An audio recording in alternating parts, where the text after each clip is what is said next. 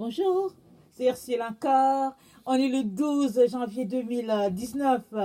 Je viens sonner la trompette aujourd'hui encore. Je viens nous encourager à marcher sur le droit chemin. Et le droit chemin, c'est la route étroite. Et cette route-là, on ne peut y marcher que si on accepte de se sacrifier. Alors, sur cette route-là aussi, on laisse tomber tous les lourds fardeaux.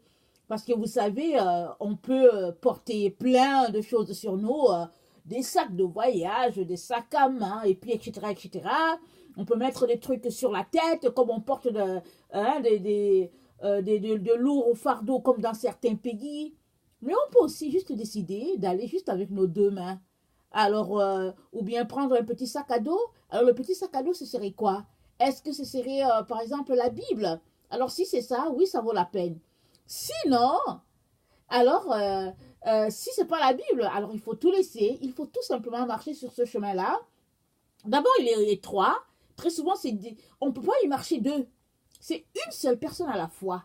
Alors, même si vous marchez à la queue leu, alors il y a toujours un en avant. Alors, sur ce chemin-là. Et c'est un chemin de renoncement. C'est un chemin où on est mince ou bien on est maigre. Alors, c'est un bon chemin pour ceux qui veulent maigrir. Mais c'est le chemin qui nous conduit droit au Père. Amen. Alors, je viens nous encourager à rester sur ce chemin droit-là. Amen.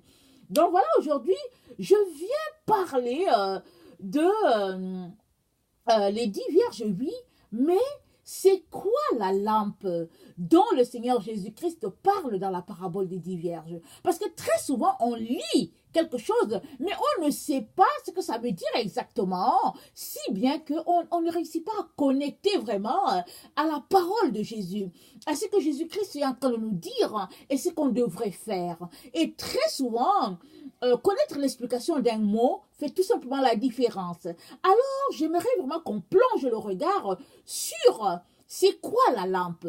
Parce qu'il y a eu deux catégories de femmes. Les vierges dites sages et celles-là dites folles. Alors, les folles, le Seigneur Jésus-Christ leur a reproché de n'avoir pas de lampe, de n'avoir pas d'huile pour leur lampe, alors que les sages avaient des réserves pour leur lampe. Alors, c'est quoi la lampe? On sait bien que l'huile, c'est le Saint-Esprit. On en a parlé longuement, mais c'est quoi la lampe? Alors, j'aimerais ça qu'on lise d'abord cette parabole-là, et après, on va regarder les Écritures. Qu'est-ce que l'Écriture est en train de nous dire? Amen. Donc voilà. Alors, je suis dans Matthieu 25. Alors, le verset 1 à 13, si j'ai bonne mémoire. Alors, excusez-moi, je n'avais pas préparé mon test à l'avance. Ça commence bien, n'est-ce pas? Mais bon, c'est pas si compliqué. Alors, le royaume des cieux, Matthieu 25, s'il vous plaît.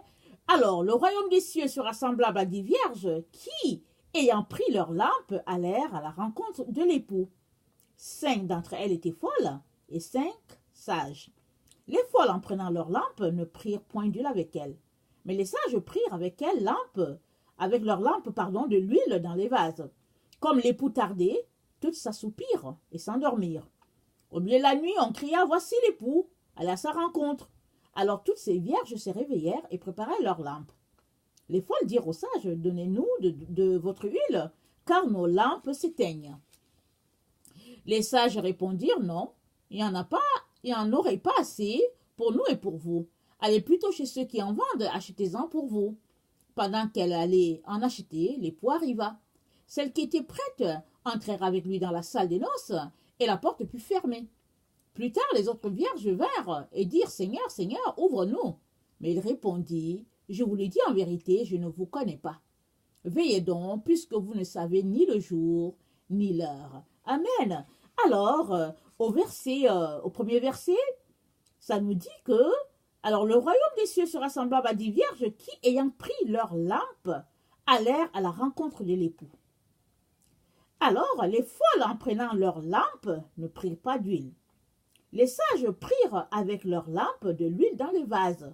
Donc, ici, on parle de lampe de lampe. C'est quoi la lampe? Dans Proverbe 20, le verset 27, c'est dit ceci. J'aimerais ça qu'on lise ce qui est dit.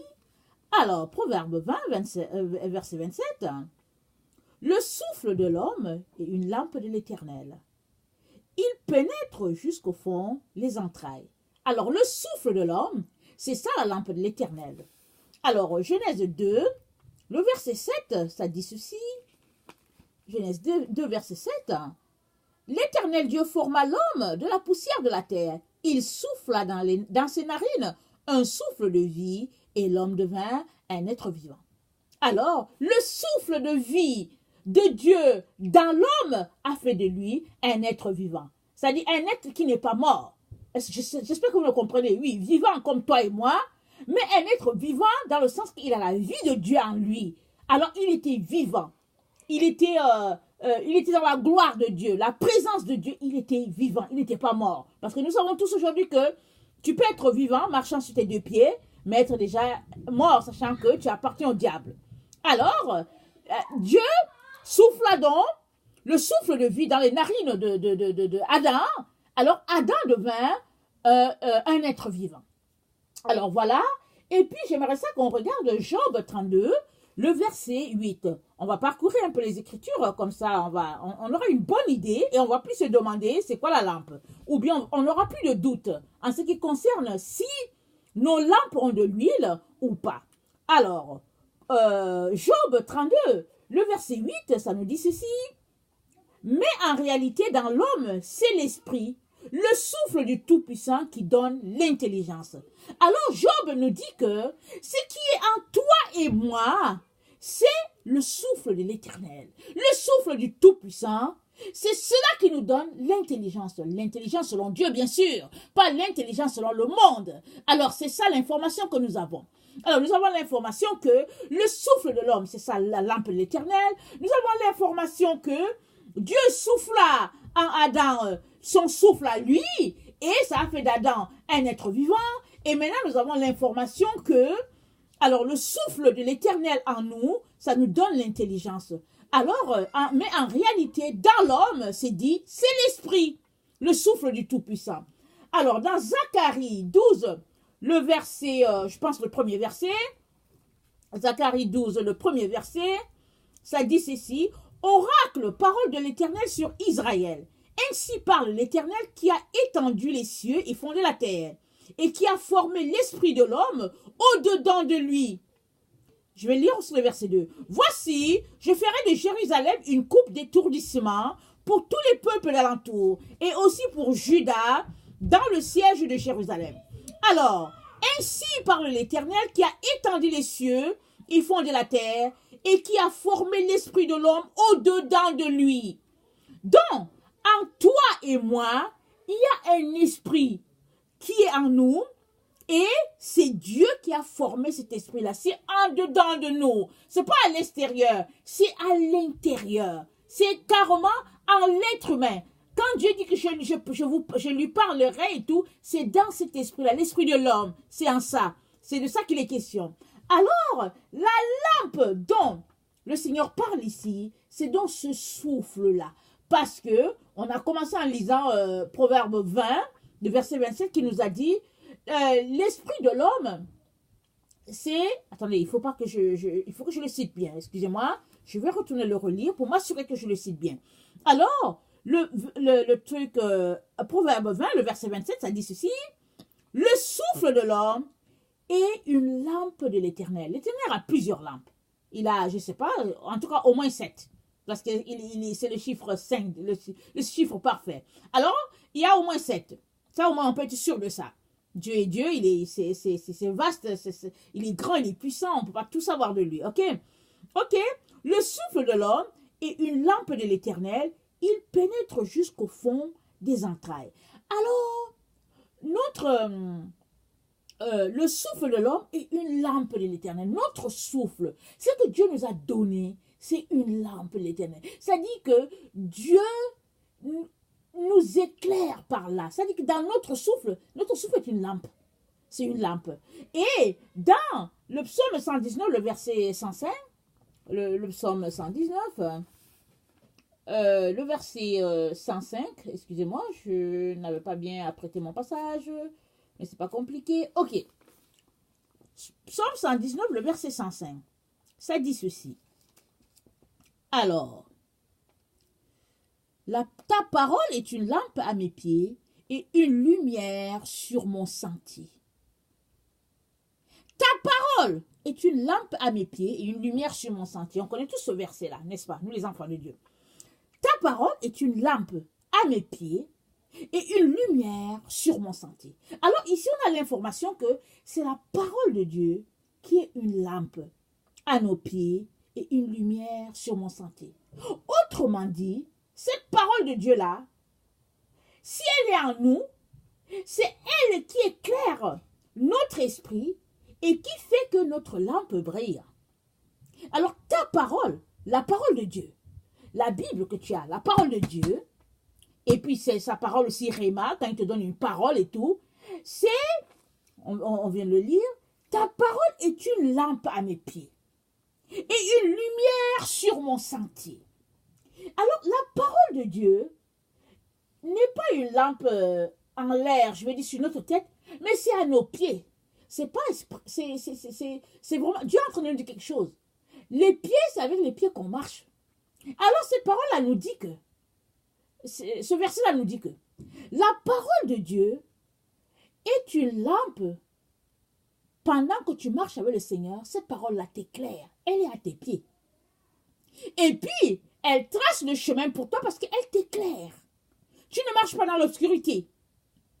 Quand tu as la parole de Dieu, quand tu marches, tu vois ton sentier. Et tu sais où tu mets les pieds. Ce n'est pas une lumière qui est donnée, que tu lis aujourd'hui et puis le Seigneur te déclare tout ton avenir. Et puis tu es là aujourd'hui en 2019. Alors tu as une parole qui te dit que voilà, en 2039, voilà ce qui va t'arriver par exemple. Non, la parole de Dieu ne fonctionne pas comme ça. La parole de Dieu, c'est une lampe à nos pieds. Alors tu marches, la parole de Dieu, c'est ça. Elle est là. Elle dirige tes pas. Un pas à la fois. Alors tu viens aujourd'hui, alors la parole de Dieu, ce sera une lampe pour aujourd'hui. Tu viens demain, ce sera une lampe pour demain. Tu viens après-demain, ce sera une lampe pour après-demain. Et ainsi de suite, pendant que tu marches, ça va tracer ton chemin. Et tu seras éclairé. C'est ça que la parole nous dit. Et cette même parole nous dit que cette lampe-là, elle a besoin d'huile pour qu'elle puisse tenir, pour qu'elle puisse garder la lumière. Parce que si ta lampe n'a pas d'huile, alors à un moment donné, cette lampe va s'éteindre. Alors si on imagine le temps où il y avait des lampes, ou bien si tu as une lampe de pique-nique, une lampe de forêt par exemple, les gens qui aiment faire les excursions et tout ça, souvent ils se retrouvent dans les endroits où il faut une lampe. Et souvent, il y a de l'huile qu'ils ont. Et puis, moi, quand j'étais en Afrique, il y avait une mèche dans la lampe. Et puis, on mettait du pétrole. Et là, ça éclairait. Et à un moment donné, quand la lampe s'éteignait, on savait que, il n'y avait plus de pétrole, il fallait ajouter. Et puis, il fallait chercher une allumette encore pour allumer, pour que la mèche continue de brûler. Et puis, les mèches étaient faites de telle sorte que ça ne se consumait pas rapidement. Ça se brûlait tout doucement. Et puis, je ne sais pas si c'était fait en matière de coton ou bien de laine, je ne me rappelle plus. Mais c'était quelque chose d'assez solide qui ne brûlait pas vraiment rapidement.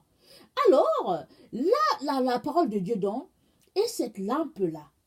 Et elle a besoin d'huile pour qu'on puisse continuer notre chemin. Sinon, on va se retrouver vraiment perdu. Parce que la Bible nous dit que nous sommes dans un temps d'obscurité. Alors, dans l'obscurité, il faut la lampe.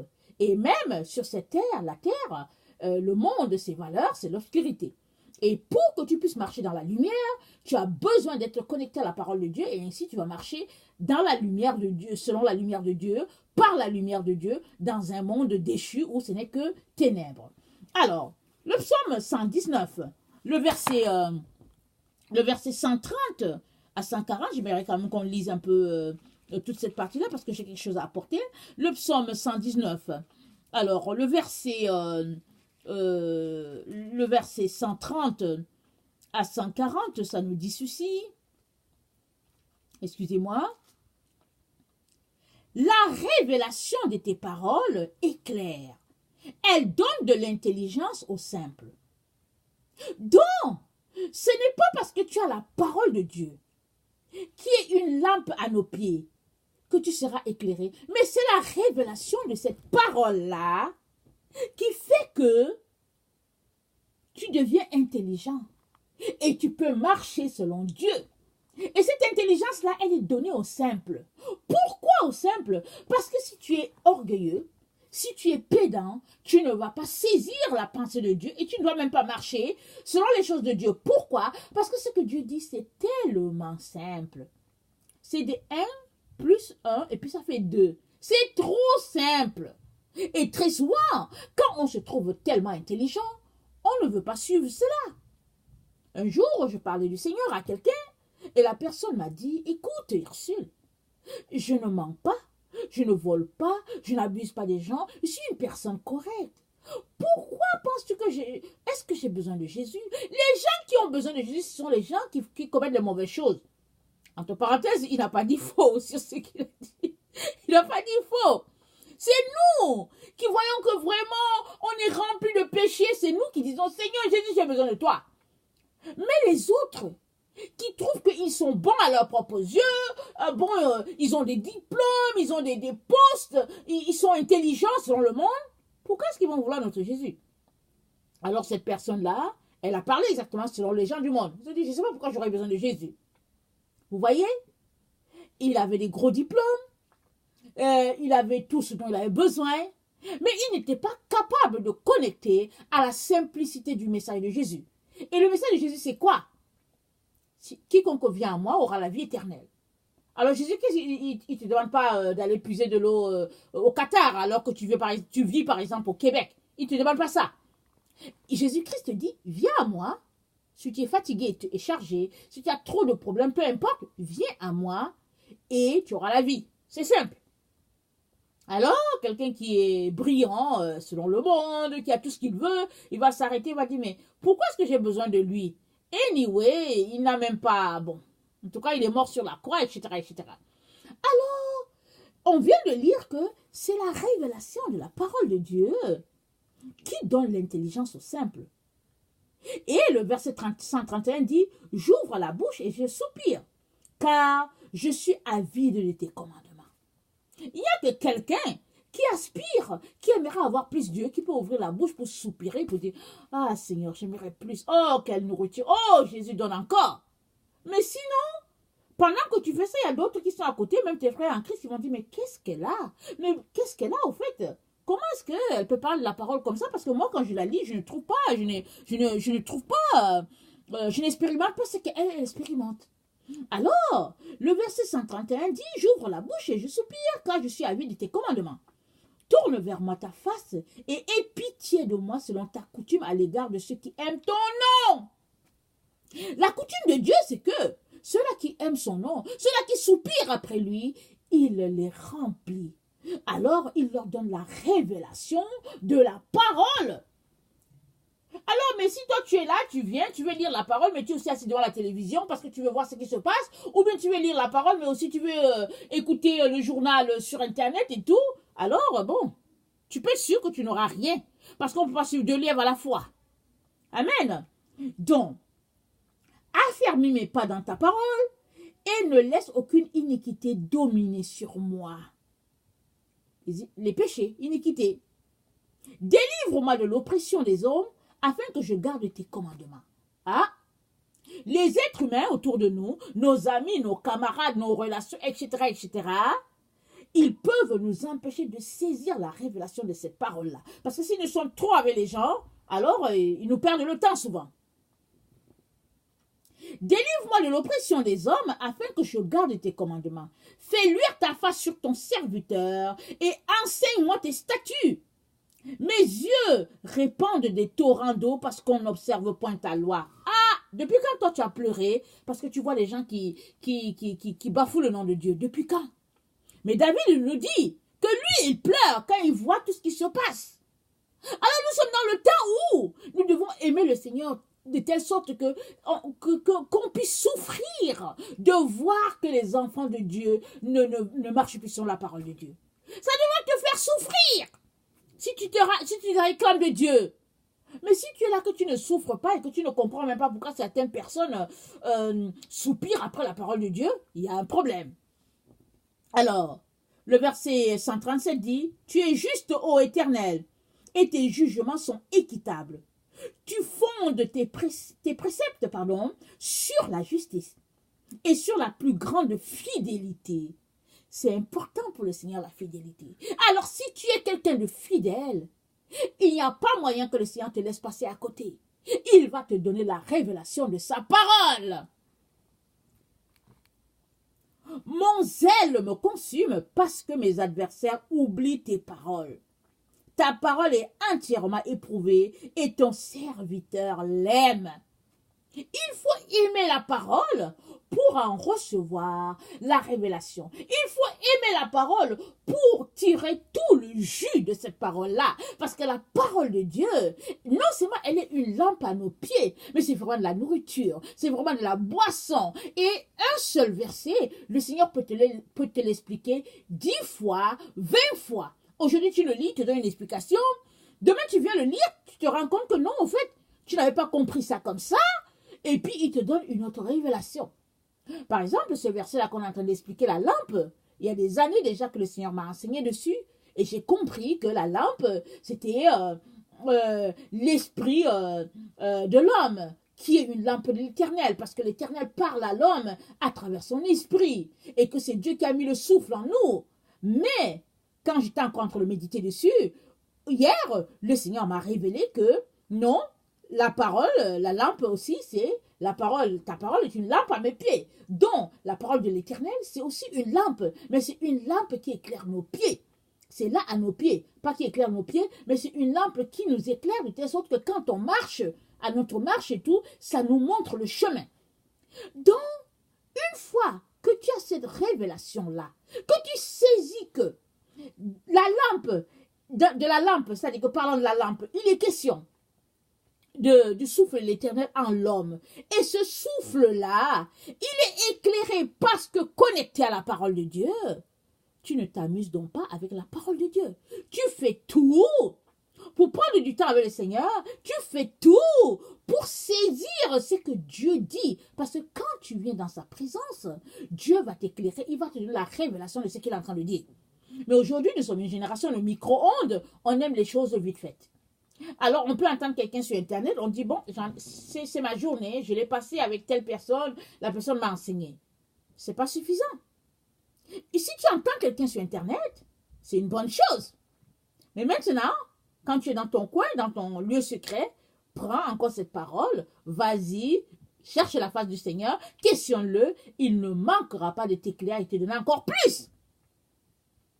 Mais la génération de micro-ondes veut tout simplement que quelqu'un lui donne la chose tout de suite. Parce que le micro-ondes, vous savez, hein, souvent, en tout cas, on met quelque chose dans 2 minutes, 3 minutes, c'est prêt. Et puis les enfants, ils raffolent. En tout cas, moi, je raffole pas du micro-ondes. Je vous dis ça tout de suite, je raffole pas. Quoique ça me dépend de temps en temps, à cause des enfants et tout, mais je raffole pas. Mais aujourd'hui, on aime les paroles de Dieu micro-ondes. C'est vite fait, on a quelque chose sous la langue, et puis on va rapidement prendre notre bus, et puis on se dit, bon, ok, ça va. Mais pour grandir dans le Seigneur, tu as besoin de prendre du temps avec le Seigneur, plusieurs heures. Et il y a des personnes qui sont bénies dans ce sens qu'elles peuvent s'asseoir 4 à 5 heures devant le Seigneur et puis prendre du temps avec lui. Il y a d'autres qui ont aussi leur type de bénédiction, comme moi, je prends plusieurs bouchées dans la journée. Parce que j'aimerais bien prendre 2 heures, 3 heures, 4 heures à la fois, mais ce n'est pas possible. Alors, quand je viens que je peux prendre 1 heure, je dis Alléluia, et j'attends la prochaine fois quand je pourrai encore prendre 30 minutes, je dis Alléluia, etc., etc. De telle sorte que finalement, à la fin de la journée, je peux avoir passé 4-5 heures avec le Seigneur, mais par des petites bouchées. Alors, je lui rends grâce parce qu'à chaque fois, il faut que je revienne reconnecter. Mais très souvent, qu'est-ce que je fais? Quand je quitte, parce que je dois me lever, par exemple, aller régler un dossier, par exemple, et tout, je prends quand même la peine de marquer quelque chose dans mon cahier pour dire que j'étais à cet endroit et puis pour m'assurer de ne pas perdre le fil de mes idées. Je prends la peine de noter ce que je suis en train de faire pour ne pas perdre le fil de mes idées. Alors, vous savez bien que, bon, avec l'enseignement en ligne, dont j'ai un cahier, j'ai des cahiers, et je note, et je note, et je note. Et je rends grâce à Dieu pour cette bénédiction-là. Et je sais qu'un jour viendra où je pourrai m'asseoir pour lire ma parole. Ce sera peut-être 4 à 5 heures, je ne sais pas. Et je vous dis une chose, il y a des jours où je m'assois, je languis à ce jour-là, où je serai dans la présence du Père, dans ma maison céleste, assise, vraiment en train de lire cette parole-là à satiété. Maintenant, je languis. Peut-être que ce jour-là, je vais juste pour la parole, je vais peut-être vouloir tout simplement me rendre au trône. Je ne sais pas. Peut-être que pour lire la parole, je vais juste vouloir aller voir Jésus. Je ne sais pas. Mais toujours est-il que je languis à ce jour-là où je pourrais m'asseoir tranquille, avec aucun souci de savoir qu'il faut que je me lève pour aller par exemple apprêter le repas, que je me lève pour aller chercher un enfant à telle station de bus, etc., etc. Donc, la parole de Dieu, elle est agréable. Elle est notre nourriture. Et si tu ne languis pas après, tu passes à côté de beaucoup de bénédictions. Mais si tu languis après cette parole-là, quand tu viens, Dieu te nourrit selon ta faim et selon ta soif. Alors, pour revenir à nos 10 vierges, dans 1 Corinthiens 2, le verset 9 à 10, c'est dit ceci. 1 Corinthiens 2, le verset 9 à 10, excusez-moi, ok. 1 Corinthiens 2, verset 9 à 10, c'est dit ceci. Mais, comme il est écrit, ce sont des choses que l'œil n'a point vues, que l'oreille n'a point entendues, et qui ne sont point montées au cœur de l'homme, des choses que Dieu a préparées pour ceux qui l'aiment. Dieu nous les a révélées par l'Esprit. Car l'Esprit sonde tout, même les profondeurs de Dieu. Je répète le verset 10. Dieu nous les a révélés par l'Esprit, car l'Esprit sonde tout, même les profondeurs de Dieu. Alors, c'est, comment on appelle, la lampe, elle a besoin d'huile. Le verset 10 nous dit ça. Il dit, Dieu nous les a révélés par l'Esprit, car l'Esprit sonde tout, même les profondeurs de Dieu. C'est pourquoi si tu as ta lampe, c'est-à-dire ton souffle, l'Esprit de Dieu, c'est-à-dire que ta personne, si tu l'as, et que à ta personne, à ton souffle, à l'esprit que Dieu t'a donné, tu lis ta Bible. Il est important qu'il y ait l'Esprit Saint qui accompagne cela parce que l'Esprit sonde tout, même les profondeurs de Dieu.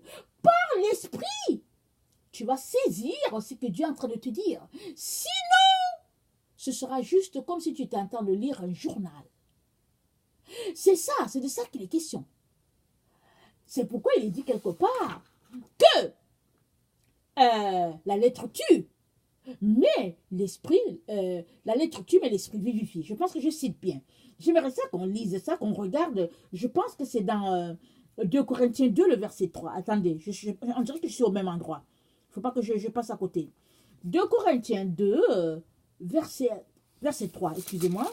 Je vais m'assurer que je suis en train de lire le bon texte. 2 Corinthiens 2, verset 3. Ok. On va voir ça. 2 Corinthiens 2, verset 3. Et on dirait que je ne suis pas au bon endroit. Ou bien c'est 1 Corinthiens 2, verset 3 ou quoi? Attendez-moi. 1 Corinthiens 2, je vais regarder. Parce que pourtant je l'ai noté. Et puis bon. 1 Corinthiens 2, verset 3. Bon, je ne le vois pas.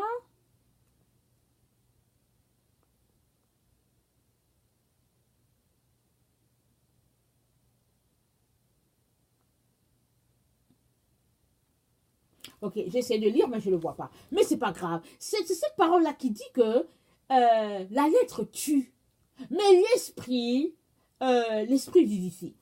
Alors, si c'est comme ça que nous lisons la parole, avec le cachet de l'Esprit Saint, il n'y a pas de raison que nous puissions manquer d'huile. Il n'y a pas de raison que nous ne puissions être éclairés et saisir le moment dans lequel nous sommes. C'est pour cela que le reproche a été fait à ces femmes-là et le Seigneur leur a dit, je ne vous connais pas. Je ne sais pas ce qu'elles faisaient, celles qui ont été appelées folles. Parce qu'au moment de remplir leur lampe, on ne sait pas ce qu'elles faisaient. Mais toujours, quand elles sont venues, qu'elles ont vu que, Leur lampe est en train de s'éteindre. Elles ont demandé de l'aide de leurs sœurs et puis les sœurs là ont dit, ah, on ne peut pas vous aider, hein. Il faut aller voir c'est ceux-là qui vendent. En tout cas, là ici, il n'y a pas d'amis, hein. On dirait qu'ici, là, il n'y a pas eu d'amis. Alors, j'aimerais ça qu'on lise Jean 6, le verset 63. Ça dit ceci. Attends, le verset. Ok, c'est dans la même pensée que je venais de noter, et puis j'ai mal noté mon verset. C'est dit, c'est l'esprit qui vivifie, la chair ne sert de rien. Les paroles que je vous ai dites sont esprit et vie. Donc, la parole de Dieu, elle est esprit et vie. On a besoin de l'esprit de Dieu dans notre lampe pour pouvoir saisir tout ce que Dieu veut nous enseigner et marcher selon ce que le Seigneur dit. Parce qu'avec l'esprit, tu as la révélation de la parole de Dieu. Et tu seras connecté à ce que Dieu est en train de te dire. Sinon, cette parole-là ne sera pour toi que l'être morte.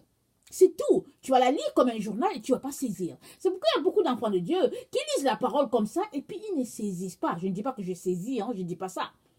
Mais je vais vous dire une chose, vous serez peut-être surpris. Moi, je ne suis pas une personne à qui Dieu donne la chose tout de suite, je m'assois. Non. Je passe du temps à lire ma Bible. Je la lis, je la lis, je la lis, je la lis, je la lis, je la lis. Il y a des moments où je lis, je pense que j'ai déjà donné un témoignage, que moi, j'ai commencé à lire Apocalypse, j'avais 15 ans. Je ne comprenais rien. Rien. Mais je lisais. Alors, quand ma mère m'a abordé, elle me dit, mais pourquoi tu lis ce livre-là? Il est trop compliqué. Pourquoi tu ne lis pas autre chose? J'ai dit à ma mère, c'est écrit que heureux ceux qui lisent ce livre. Alors moi, je vais être heureuse. Alors, je me suis mise à lire. Et aujourd'hui, je comprends mieux Apocalypse que lorsque j'avais 15 ans. Mais je ne suis pas encore arrivée à tout saisir. Mais chaque jour, je vais lire Apocalypse. Chaque jour, je vais tourner dans la Bible, je vais revenir, je vais lire Apocalypse. Pourquoi? Parce que souvent, il y a des passages qui sont un mystère pour moi. Je veux comprendre. Parce qu'on est dans le temps de l'Apocalypse. Et ce n'est que par l'Esprit de Dieu que je saisis des bouts par-ci, que je saisis des bouts par-là, et je connecte les choses, je dis, ah, ok, tiens, alors, et je peux venir enseigner. Alors, on a tous besoin de venir s'asseoir, de prendre le temps de voir notre Père, lui demander de nous aider à saisir ce qu'il est en train de nous dire, et le Saint-Esprit est là. Qu'est-ce que Jésus-Christ a dit? Il a dit, quand le consolateur va venir, le consolateur viendra et il vous enseignera toutes choses. Il prendra de ce qui est à moi et il vous l'enseignera. C'est ça. Alors, elles sont parties. 5 ont pris l'Esprit avec elles, de l'huile. 5 autres ont jugé bon de ne pas prendre, parce qu'elles sont les enfants de Dieu. Exemple. Sont partis. À la fin, c'est celles-là qui avaient l'huile qui sont entrées. Les autres sont restés. Jésus a dit, je ne vous connais pas. Et nous savons tous que sur cette terre, nous les enfants de Dieu, on a des dénominations où les doctrines disent, oh, pardon, Saint-Esprit. Alors moi, je ne vous dis pas qu'il faut chercher le Saint-Esprit, aller s'asseoir dans un carrefour et puis faire le rabat. C'est pas ça que je suis en train de dire. Mais le Saint-Esprit, c'est l'Esprit de Dieu. Tout enfant de Dieu devrait soupirer à l'Esprit de Dieu. C'est l'Esprit de Dieu. Si tu aimes Dieu, tu devrais soupirer à tout ce qu'il a avec beaucoup de quantité. Tu devrais dire au Seigneur, Seigneur, donne-moi beaucoup de ton esprit, je vais comprendre, donne-moi plus. Tu ne devrais pas rejeter l'Esprit de Dieu. Alors nous avons besoin, chers frères et chers sœurs, de vraiment nous repentir et de venir devant le Seigneur pour lui dire, papa, aide-moi. Aide-moi, je ne veux pas que, en lisant ta parole, ce soit juste une lettre morte. Mais je veux que ce soit quelque chose qui vivifie mon esprit. Je veux que ce soit quelque chose qui me change. Je veux que ce soit quelque chose que je saisisse. Pour cela, tu as besoin de l'huile de l'Éternel. Amen. Dans Luc, attendez, on dirait que c'est 2 Corinthiens 3, le verset 3. Ah, on dirait que j'ai retrouvé mon passage que je voulais lire. Excusez-moi, je lisais de travers. Ok, on va lire ça. On va prier que c'est ça, ok? 2 Corinthiens 3, le verset 3. Ah, j'espère que c'est ça. 2 Corinthiens 3, le verset 3. Ok, c'est pas totalement ça, mais c'est presque. Ok, c'est dit, vous êtes manifestement une lettre de Christ écrite par notre ministère, non avec de l'encre, mais par l'Esprit du Dieu vivant, non sur les tablettes de pierre, mais sur les tablettes de chair, sur les cœurs. Cette assurance-là, nous l'avons par Christ auprès de Dieu. Alors, nous devons saisir ce que Paul est en train de dire. Il dit, vous êtes manifestement une lettre de Christ écrite par notre ministère, non avec de l'encre, mais avec l'Esprit de Dieu vivant, non sur des tablettes de pierre, mais sur les tables de chair, sur les cœurs. Alors Paul est en train de dire que, au fait, ce que vous êtes là, pour nous, lui qui parlait, il dit, ce n'est pas avec le bic là, pas le bic, mais c'est pas avec le stylo. Il dit, c'est pas l'encre là, c'est pas ça. C'est l'esprit qui est important. C'est ça qui fait que vous êtes là dans notre cœur. C'est ça que Paul dit aux gens. Alors c'est pareil pour toi et moi. Si nous lisons la Bible et que le cachet de l'esprit n'est pas là, il y a un problème. On va juste se retrouver à lire quelque chose qui ne, ça va rien signifier pour nous. Il est important, mes chers frères et chers sœurs, que toi et moi passions notre temps à chercher l'esprit. À chercher l'esprit. C'est pas grave. Si tu as commencé à chercher, ça fait 10 ans que tu ne l'as pas, c'est pas grave, mais cherche. Ce qui est grave pour toi, ce serait que tu ne cherches même pas. Que tu restes là, tu te dis que non, ça me suffit, merci. Comme certaines personnes disent, oh non, merci, je n'ai pas besoin de l'esprit, j'en ai assez. Mais non, on n'aura jamais assez de l'esprit parce que c'est l'esprit de Dieu. On doit soupirer après cela à tout moment. Amen. J'aurais continué, mais je vois que ma tablette me signale qu'il ne me reste pas beaucoup de place. Alors, dans Luc 13, le verset 23 à 30, je vais terminer avec ça, parce que c'est important qu'on le lise. Alors, Luc 13, le verset 23 à 30, ça dit ceci. 23 à 30. Quelqu'un lui dit, Seigneur, n'y a-t-il que peu de gens qui soient sauvés? Il leur répondit, efforcez-vous d'entrer par la porte étroite, car je vous le dis, beaucoup chercheront à entrer et ne le pourront pas. Quand le maître de la maison se sera levé, aura fermé la porte, et que vous, étant dehors, vous commencerez à frapper à la porte en disant, Seigneur, Seigneur, ouvre-nous, il vous répondra, je ne sais d'où vous êtes. Alors vous vous mettrez à dire, nous avons mangé et bu devant toi, et tu as enseigné dans nos rues. Il répondra, je vous le dis, je ne sais d'où vous êtes, retirez-vous de moi, vous tous ouvriers d'iniquité.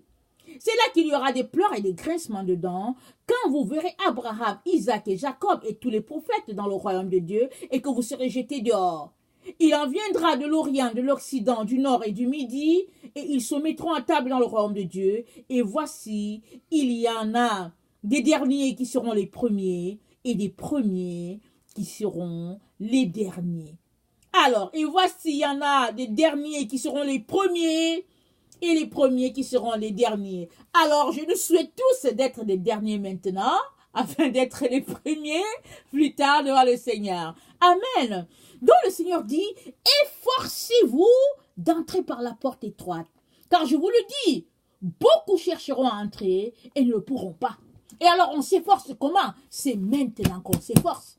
Qu'on se met à genoux, qu'on cherche le Seigneur, qu'on lui dit, Seigneur, donne-moi de ton huile, donne-moi de ton esprit, afin que je puisse comprendre. Donne-moi la révélation de ta parole, Seigneur. Qu'on vienne devant lui, qu'on prie, qu'on jeûne, au lieu de passer le temps à s'occuper des futilités.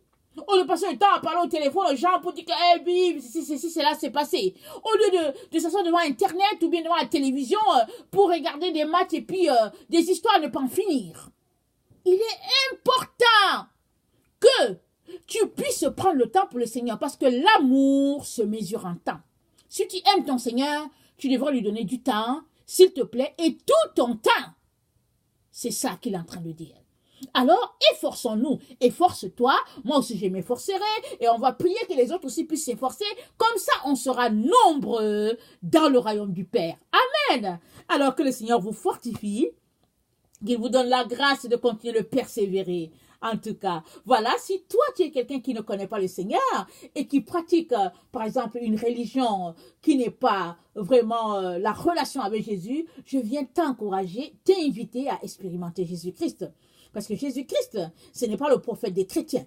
Mais Jésus-Christ, c'est le sauveur. C'est le pont entre Dieu et les hommes. C'est celui-là qui est venu sur la terre pour nous sauver. Il est venu, il a donné de sa vie sur la croix du calvaire afin que si toi et moi croyons en lui, nous puissions être sauvés. Et aujourd'hui, je viens te dire que ce même Jésus-là, il est mort, il est ressuscité, il est allé s'asseoir dans la présence du Père et il revient. Mais il revient chercher ceux-là qui lui appartiennent. Et moi, j'aimerais t'encourager à le connaître. Parce que si tu l'invites à venir dans ta vie, alors tu vas lui appartenir et il va venir, il va te ravir pour que tu puisses passer l'éternité dans sa présence. Amen. Vraiment que le Seigneur te donne vraiment de saisir cela et de saisir surtout l'urgence du moment. Amen. Alors que le Seigneur te bénisse, qu'il te remplisse. Je vous aime beaucoup et Dieu davantage. Amen.